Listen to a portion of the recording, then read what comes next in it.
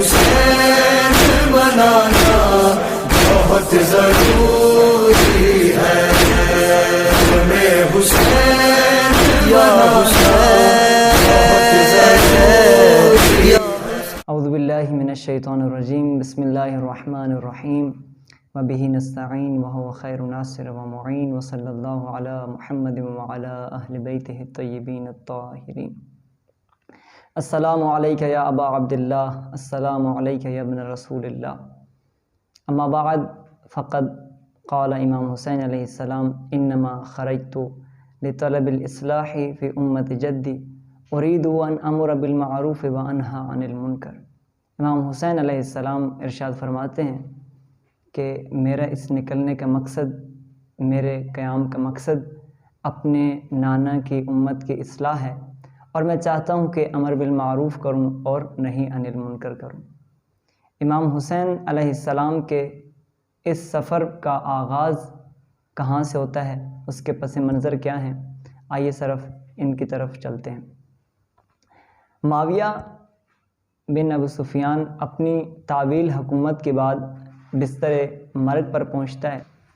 اور اپنی زندگی میں اپنے بیٹے کو اپنا خلیفہ مقرر کرتا ہے، جس کا نام یزید ابن معاویہ ہے، اور یہ ایک ایسا جوان ہے جو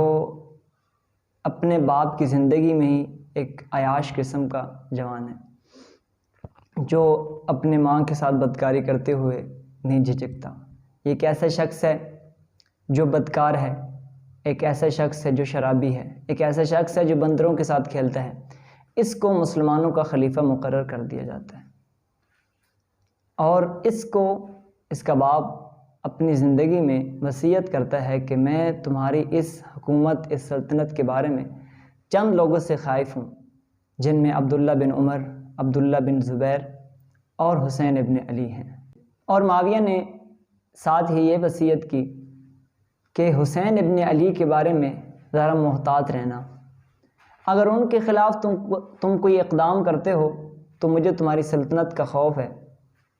اور جب بھی بنو ہاشم میں سے تمہارے پاس کوئی فرد آئے تو ان کے ساتھ احسن طریقے سے برتاؤ کرنا۔ لیکن معاویہ اس دنیا سے جاتا ہے، یزید کے پاس امور سلطنت آتے ہیں۔ یزید جب اس غرور و تکبر میں مبتلا ہوتا ہے اور اسے یہ محسوس ہوتا ہے کہ کیسے ہو سکتا ہے کہ عبداللہ بن زبیر، عبداللہ بن عمر اور حسین ابن علی میری بیعت نہ کریں، فوراً حاکم مدینہ گورنر کو، ولید کو خط لکھتا ہے اور کہتا ہے کہ حسین ابن علی، عبداللہ بن زبیر، عبداللہ بن عمر سے فوراً بیعت لی جائے اور انہیں کسی قسم کا موقع نہ دیا جائے۔ ولید کے پاس جب یہ خط پہنچتا ہے، ولید یزید کے رشتہ داروں میں سے ہے، بنی امیہ میں سے ہے، اور جب اس کے پاس یہ خط پہنچتا ہے تو یہ اپنے ایک سیاسی مخالف شخص جس کا نام مروان بن حکم ہے، اس کے ساتھ مشورہ کرتا ہے کہ کیا کیا جائے اس صورتحال میں۔ بہرحال اس مشاورت میں یہ طے ہوتا ہے کہ حسین ابن علی اور عبداللہ بن زبیر کو اسی وقت فوراً یہاں پر بلایا جائے دربار میں اور بیعت کا مطالبہ کیا جائے۔ قاصد کو بھیجا جاتا ہے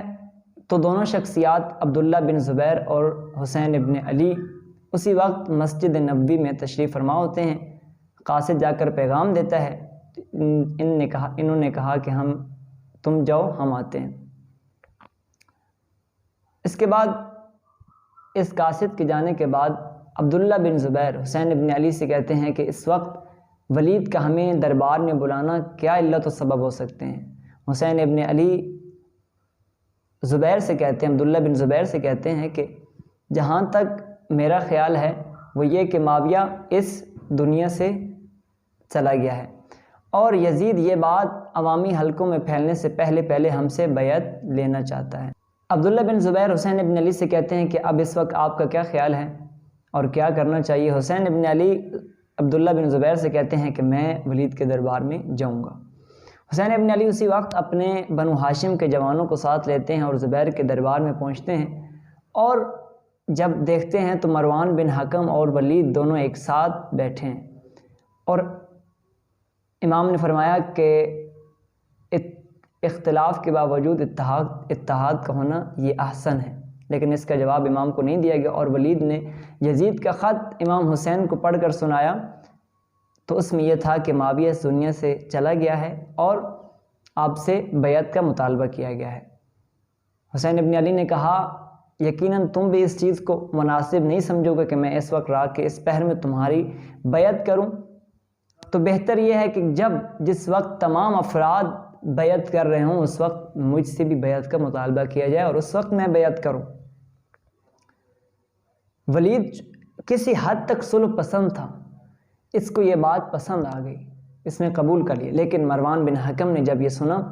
تو اس نے کہا اے ولید اگر تو حسین ابن علی کو اس وقت جانے دیتا ہے تو یہ موقع کبھی تمہارے ہاتھ میں دوبارہ نہیں آئے گا، اگر میں تمہاری جگہ ہوتا تو اس وقت حسین ابن علی کو قتل کر دیتا۔ جب حسین نے یہ بات سنی تو کہا، مروان سے کہا یبن زرقا، اے بدکار عورت کے بیٹے، کیا تو مجھے قتل کی دھمکیاں دیتا ہے؟ اگر تیری اتنی ضرورت ہے تو مجھے قتل کر کے دکھا۔ حسین ابن علی اسی حالت میں دربار سے جاتے ہیں اور ان حالات کی نزاکت کو دیکھتے ہوئے حسین ابن علی نے اپنا رخت سفر مدینہ سے مکہ باندھ لیا، اور اپنے بنو ہاشم میں سے ابو طالب کی اولاد میں سے آپ کے ساتھ تمام افراد تھے سوائے محمد ابن حنفیہ اور ایک اور خاتون میں سے ایک عورت جو نہیں جا سکی، اور امام حسین اسی اپنے قبیلے اور قافلے کے ساتھ مکہ میں داخل ہوتے ہیں۔ ہمارے لیے یہ کہہ دینا کہ حسین ابن علی مدینہ چھوڑ دیتے ہیں اور مکہ پہنچ جاتے ہیں قدر آسان ہے، لیکن حسین ابن علی سے پوچھا جائے کہ ان کے لیے کس قدر مشکل ہے اپنے نانا کے شہر کو چھوڑنا، وہاں جہاں پر آپ کے نانا کی قبر ہے، جہاں پر آپ کے والدہ ماجدہ کی قبر ہے، اور آپ کے بھائی حسن ابن علی کی قبر ہے، قدر مشکل ہے۔ اسی کے ساتھ آج کے درس کا ہم اختتام کرتے ہیں۔ والسلام علیکم ورحمۃ اللہ وبرکاتہ۔